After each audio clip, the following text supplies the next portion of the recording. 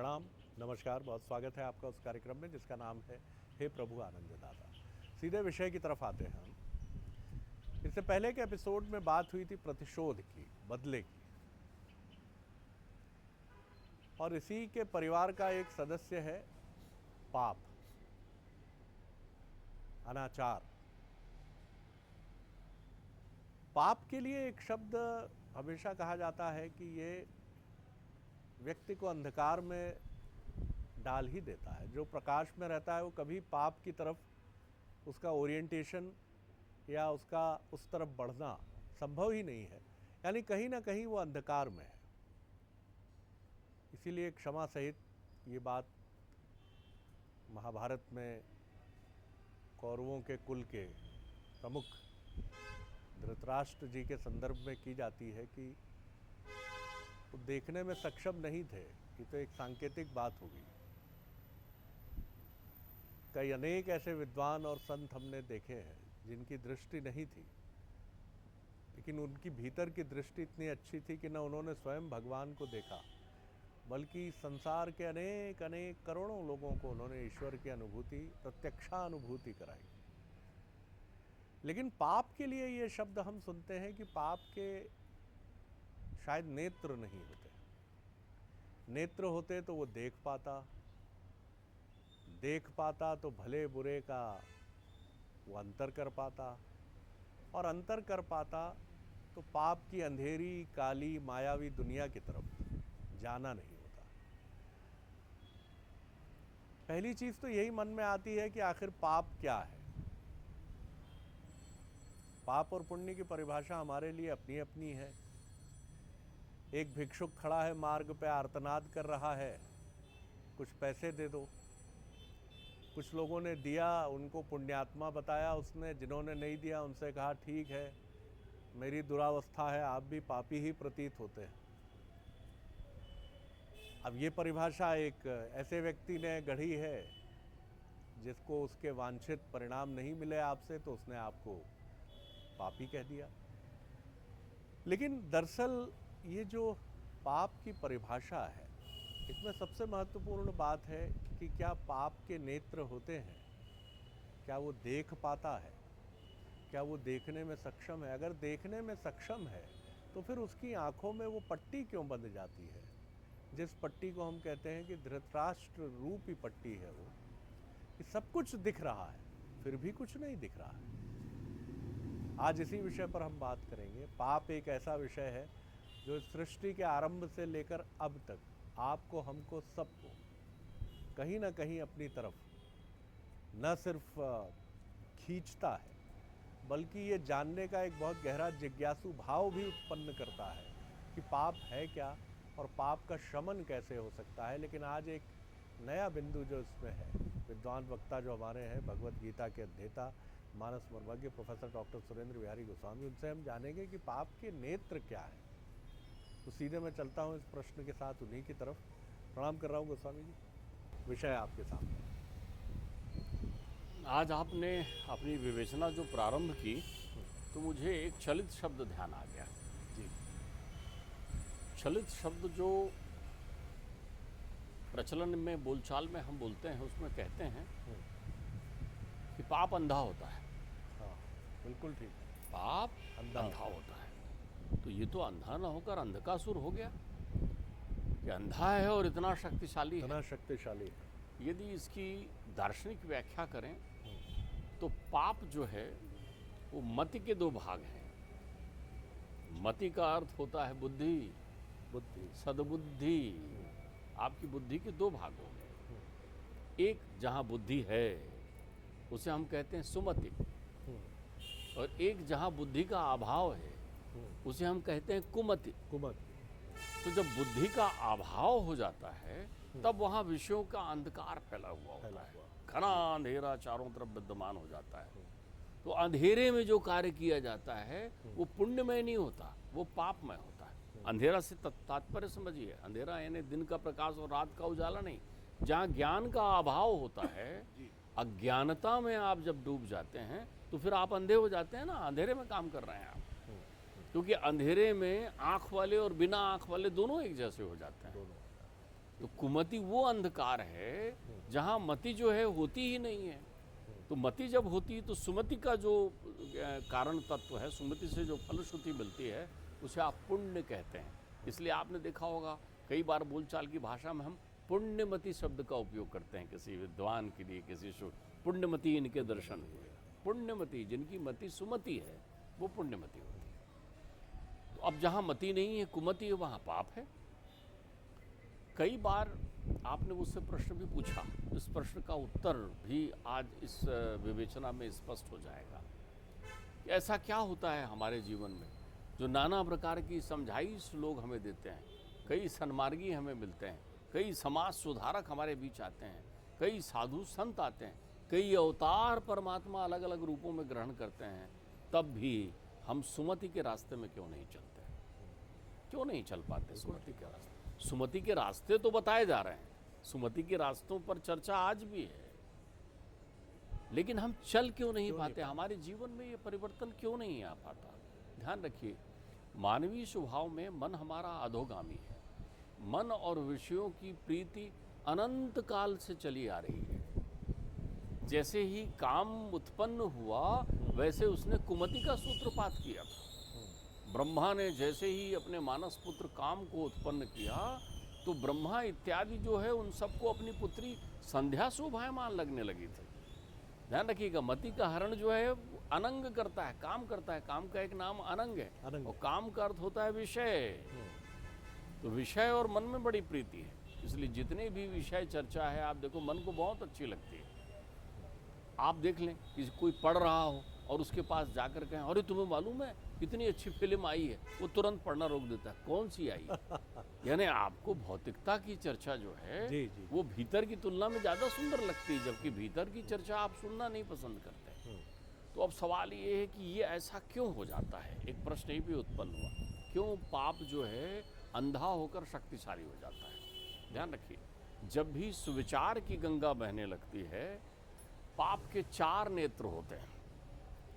पाप के 4 नेत्र होते हैं, इसके भीतर और अंदर दोनों प्रभाव पड़ता है। जब मैं आपसे बाहर कहूँ मतलब बहिर्जगत, भीतर कहूँ मतलब सुधारक के जीवन में क्या प्रभाव आ रहा है, आप भी प्रभावित होने लगते हैं उससे। आप देखिए कैसे आप विलुप्त हो जाते हैं, अदृश्यमान दृश्य हो जाता है और दृश्यमान अदृश्य हो जाता है। पाप के नेत्रों की बड़ी अति विचित्र लीला देखिए।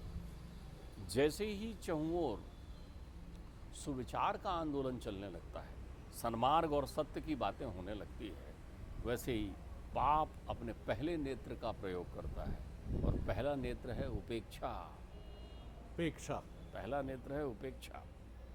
वो आपकी बातों को सुनेगा नहीं, जिसके अंतर्चित्त में विषय हावी हो रहा है। देखना, अंधत्व तो बढ़ेगा तब शक्तिशाली होगा। पाप अंधकार में ही शक्तिशाली होता है। तो वो सावधान हो जाएगा। जैसे ही किसी को हित की बात बताओ, ऐसा मत किया करो बेटा, हाँ ठीक है, उपेक्षा करना शुरू करेगा। आप जब भी कोई अच्छी बात बताएंगे, वो श्रोता की तरह सुन तो लेगा, लेकिन उसकी उपेक्षा करेगा। आपको जब भी कोई सत्कर्म बताया गया, आपके पास जब भी कोई अच्छे विचार दिए गए, आपने उपेक्षा की। कैसे? अपनी विभिन्न इंद्रियों से उपेक्षा की। कान से उपेक्षा की, आँख से उपेक्षा की, वाणी से उपेक्षा की। तो साधक जब देखता है कि ये उपेक्षा कर रहा है, तो ध्यान रखिएगा, साधना की खड़क होती है, वो उतना ही तेज बढ़ते जाता है जितने कि उसको विरोधाभास मिलता है। संयम उतना ही मजबूत हो जाता है जितना तिरस्कृत होता है। तो जैसे ही आप उपेक्षा करते हो, वो और घनत्व से आपकी ओर बढ़ता है। कल कहा था ना, ये करना ही है। सत्य का संभाषण श्रेष्ठ है। वो और विविध आयाम से उस सत्य की स्थापना के लिए आगे बढ़ने लगता है। वो नाना प्रकार के पापाचार के अंत करने का बीड़ा उठा लेता है। वो अपना प्रभाव दिखाता है, क्यों? स्वयं जागृत है, स्वराट है, सत्य में वो जयते। तो जब उसका प्रभाव चहुं ओर फैलता है कि देखो भाई, उस रास्ते में चला, ऐसा हो गया, ये हो गया, तो उपेक्षा के नेत्र फूट जाते हैं। तो सबसे पहला सूत्र तो ये है गोस्वामी जी कि अगर कोई भी सद्विचार हमें, या हमारी किसी ऐब या हमारी किसी बुराई के लिए कोई भी हमें सलाह अच्छी मिले और हम उसकी उपेक्षा करें, तो पाप का नेत्र हमारे भीतर है। देखिए, सांसी को तो मोसी को काजर होत है, बुंदेलखंड में कहावत कहा गया है कि अगर सच बोल दो तो ऐसा लगता है कि मोसी ने जोरदार आंखों में काजल लगा दिया है। तो जब आपको कोई बात चुभने लग जाए, तो आप समझ लेना अब आप उपेक्षा के नेत्र को जो है ना ये उससे विरक्त होने वाले हैं, पाप वाह, बढ़ रहा है। बहुत सुंदर, बहुत अच्छी बात। जैसे ही कोई बात की आप उपेक्षा करने लग जाएं तो वो आपके हितार्थ है। अब आप देखिए आपकी मति कुमति हो रही है। पाप के दूसरे नेत्र पर आपने बड़ी अच्छी बात की, एक शब्द लगाया, अनाचार और अत्याचार। ये बड़े अच्छे शब्द हैं पारंपरिक। दूसरा शब्द जो है अनाचार है, ऐसा आचरण करना जो आपको शोभा नहीं देता। तो कौन सा आचरण आपको शोभा नहीं देता? आलोचना करना, निंदा करना। फिर आप क्या करने लगते हैं? ऐसी सुंदर बातों की निंदा करने लगते हैं लोगों के बीच में। ठीक बात। अरे ये क्या वेद पुराण रखा है, ये क्या शास्त्र रखा है, बाबूजी तो ऐसा बोलते ही रहते हैं, उनको क्या सुनना, बैठ के 3 घंटा सुनो, क्या मिलना है, कौन भगवान प्रकट हो जाएंगे, क्या हो जाएगा तुम्हारे जीवन में। अब आप देखिए ये एक आंदोलन चलाना शुरू कर रहे हैं, क्योंकि बारी है आपके दूसरे नेत्र की जाने की है। वाह। तो आप अनाचार करने लगते हैं। आप घर में आते हैं, आप कहते हैं ये क्या 4 घंटा पूजा कर रही हो माँ, ये मुझे पसंद नहीं भाई, ये उपास त्रास मुझे बिल्कुल पसंद नहीं, ये शास्त्रों की बातें बिल्कुल पसंद नहीं, ये आपके रोज रोज के लेक्चर मुझे पसंद नहीं, अपने पास रखिए।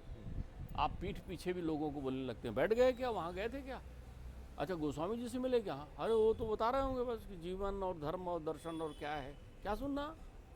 तो साधु संत महात्मा गुरुजन आदरणीय माता पिता इन सब की निंदा आप करने लगते हैं, निंदा करने लगते हैं। यही निंदा का स्वरूप है। ध्यान रखिएगा घर में पाप का कैसा प्रवेश होता है। जब घर में भाई भाई लोग मिलकर रहते हैं, खूब खिलखिला कर रह रहे हैं, एक शादी ब्याह होती है तो देवरानी जेठानी सब अच्छे से मिल के रह रहे हैं, लेकिन अचानक खुसफुसाहट शुरू हो जाती है, वो ना उसकी वो आदत मुझे पसंद नहीं है। निंदा अनाचार पसंद नहीं है तो कहो ना उससे जाकर, संशय है तो प्रकट करो ना उसके पास जाकर के, चुपचाप क्यों सोच रहे हो। देखिए कहीं पर किसी अनुकूल वातावरण में सुविचार के विरोध में आपका मौन हो जाना भी निंदा है। बहुत बढ़िया। आप मौन से निंदा करने लगते हैं, आज फिर एकादशी है ना, फिर वही नाटक शुरू होगा, निंदा। दूसरा नेत्र भी आपका जो है वो सुविचार जो है अपने ज्ञान खड़क से फोड़ देता है। अब आप निंदा नहीं करते, लेकिन देखिए इसका दूसरा प्रभाव भीतर में क्या प्रभाव हो रहा है, आपके निंदक खत्म हो गए, आप प्रशंसनीय होने लगते हैं। आपको लगता है हाँ मेरे निंदक खत्म हो गए, मतलब मेरा विचार अच्छा चल रहा है। देखिए विचार किसी और के लेकर आप आगे बढ़ रहे थे, कहीं और से प्राप्त हुआ था, अब जिनसे प्राप्त हुआ वो छोटे होते जा रहे हैं, आप बड़े होते जा रहे हैं। पाप दुधारी तलवार है। जो श्रेष्ठ विचारक आया, जिसकी समझ के कारण आपकी निंदा की प्रवृत्ति खत्म हो गई, क्योंकि वो नेत्र फोड़ दिया उन्होंने, ज्ञान नेत्र जागृत करना चाह रहे हैं वो, तो वो नेत्र फोड़ दिया। उसका एक प्रतिलोम प्रभाव क्या हुआ, वो प्रसन्न हो गए। किसी ने कहा बाबूजी आजकल वो आपकी निंदा नहीं करता। अब आप खुश, हाँ समझा दिया था ना मैंने, इसलिए निंदा नहीं करता। देख रहे हैं पाप दोनों तरफ असर करता है। तो दूसरा नेत्र निंदा का, जिसको आप अनाचार कहते हैं। अब जब पूरे वेग से सुविचार चारों तरफ पहुंचने लगा तो आपने जो है दंड की नीति अपनाई, आप अत्याचारी हो जाएंगे। पाप फिर क्या करता है, अत्याचार करता है। कलयुग में नाना प्रकार के अत्याचार होंगे। लोग बोलते हैं ना, ऐसा बोलोगे तो मुंह तोड़ देंगे, ऐसा करोगे तो हाथ पैर तोड़ देंगे, ये किसी ने किया तो वो हिंसक हो रहे हैं, हम मार देंगे तुमको, ये किया तो काट देंगे तुमको, इधर कर दिया। अब आप हिंसक हो गए। आपने देखा होगा आंदोलन के 2 स्वरूप थे, एक आग्रह वाला, एक हिंसा वाला। एक में सत्य का आग्रह किया जा रहा था और एक में हिंसा किया जा रहा था। आंदोलन के दोनों स्वरूप थे, लेकिन दोनों के उद्देश्य में शुचिता थी, विचारधारा शुचिता। आज जो है सत्य तो विलुप्त है ना, बंद पट्टी है ना, आप अत्याचार की पराकाष्ठा पर पहुंच गए, बलात् उत्पीड़न करने के लिए।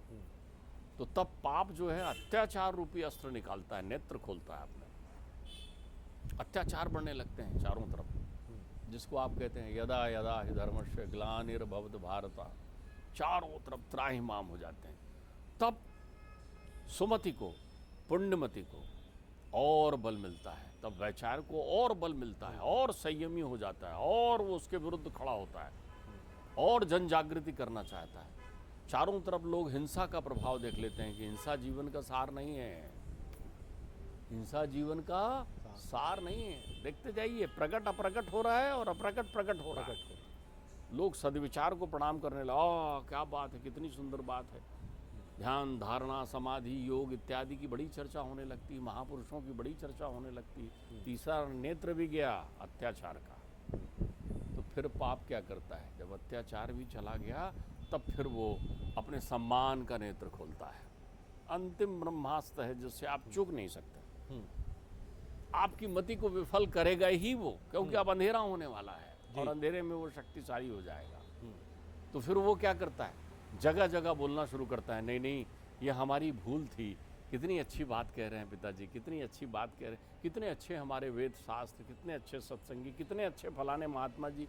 वो आपके घर पहुंचता है चरण वंदन करने, आपको पूजनीय बना लेता है, जगह जगह फोटो लगा देगा, जगह जगह तस्वीरें बना देगा, जगह जगह मूर्तियां रख देगा, जगह जगह शंखनाद करने लगेगा, सत्य की जय हो, सत्य की जय हो, आह केवल बोल रहा है। अब आप ध्यान रखिए, सम्मान का नेत्र भी जो है वो फूट गया पाप का, अब वो अंधा हो गया। अब आप चहुओं पूजनीयता का वातावरण तो देख रहे हैं, लेकिन आचरण का वातावरण नहीं देख रहे हैं, क्योंकि अब आप कुमति में हैं पूरी तरीके से। आपको केवल प्रदर्शन करना है जी। तो आप सब प्रदर्शन करते तो घूम रहे हैं, आप क्या कर रहे हैं भगवान के सामने? बड़े महान, इनकी बराबरी हम कहाँ कर सकते हैं। वो आए आपको बताने के लिए कि इस मार्ग पर चलो, तो आप कहेंगे हम तो अंधे हैं, हमने मति तो छोड़ दी है ना। आप मेरी बात समझ पा रहे हैं कि नहीं समझ पा रहे हैं?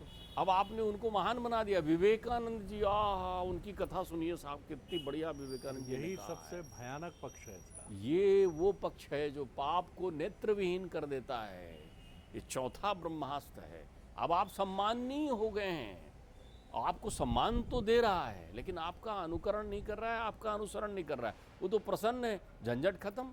रोज रोज पिताजी बोलते थे फूलमाला टांगो, समाधि बना दो, बहुत बढ़िया पिताजी ने संसार के लिए। अब आप तो वही कर्म कर रहे हैं ना जो आपको करना है, मतलब तो आपने दूसरे झरोखे का उपयोग किया जहां अंधेरा था। पाप का ऐसा कपट युक्त प्रयोग है ये, जिसने इस विश्व को बहुत छला है, अनेक अनेक कालों में छल रहा है, और उसके छलने की संख्या बढ़ती चली जा रही है। अब आप देखिए, जगह जगह सम्माननीय लोग आपको दिखाई पड़ेंगे, तो आप तो सम्मान देकर आ जाते हैं ना। तो आप सम्मान के पथ पर चलते हैं कि नहीं? वो थोड़ी चलना है, माला पहनाना था, नमस्कार करना था, हाथ जोड़ना था।